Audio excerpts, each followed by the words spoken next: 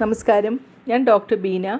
എൻ്റെ നുറുങ്ങ് ചിന്തകൾ എന്ന പുതിയ പങ്ക്തിയിലേക്ക് എല്ലാവർക്കും സ്വാഗതം. ഇന്നത്തെ എപ്പിസോഡിൽ സന്തോഷത്തിൻ്റെ രഹസ്യങ്ങൾ എന്തൊക്കെ എന്ന് നോക്കാം. സന്തോഷം എന്നത് ഒരു ആന്തരിക അവസ്ഥയാണ്. അത് പുറമേയുള്ള സാഹചര്യങ്ങളിൽ മാത്രം ആശ്രയിക്കപ്പെടില്ല.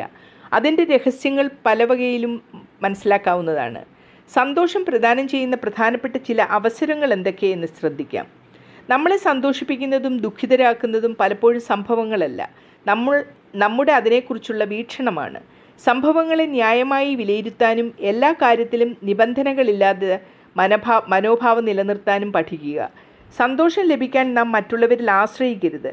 നിങ്ങൾക്കുള്ള അന്തരീക്ഷം, കഴിവ്, ആരോഗ്യം, നൈതിക മൂല്യങ്ങൾ എന്നിവയെ അഭിമുഖീകരിച്ച് അവയിൽ സന്തോഷം കണ്ടെത്തുക.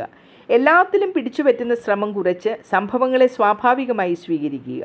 ക്ഷമയും മനസ്സിൻ്റെ സമാധാനവും സന്തോഷത്തിനും ബലമേകുന്നു.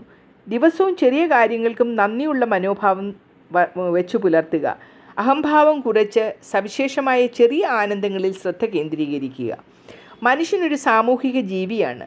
ബന്ധങ്ങൾ സംരക്ഷിച്ച് മറ്റുള്ളവർക്ക് സഹായം ചെയ്യുന്നതിൽ സന്തോഷം ലഭിക്കുന്നു.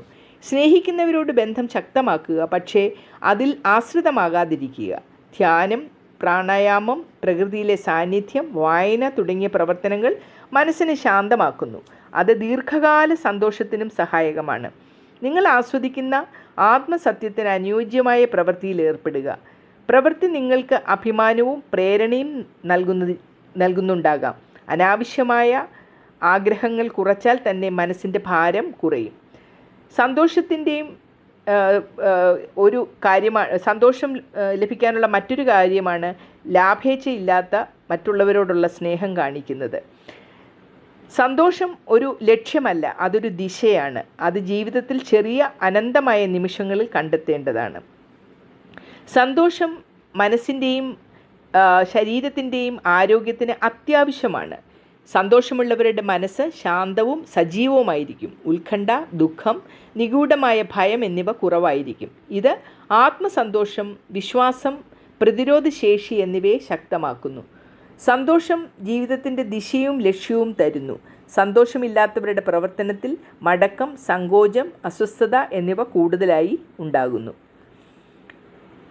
മറ്റുള്ളവരെ പ്രോത്സാഹിപ്പിക്കുകയും ബന്ധങ്ങൾ മെച്ചപ്പെടുത്തുകയും ചെയ്യണം. സന്തോഷമുണ്ടെങ്കിൽ മനോവികാസത്തിനും ആത്മവിശ്വാസത്തിനും അത് കാരണമാകുന്നു.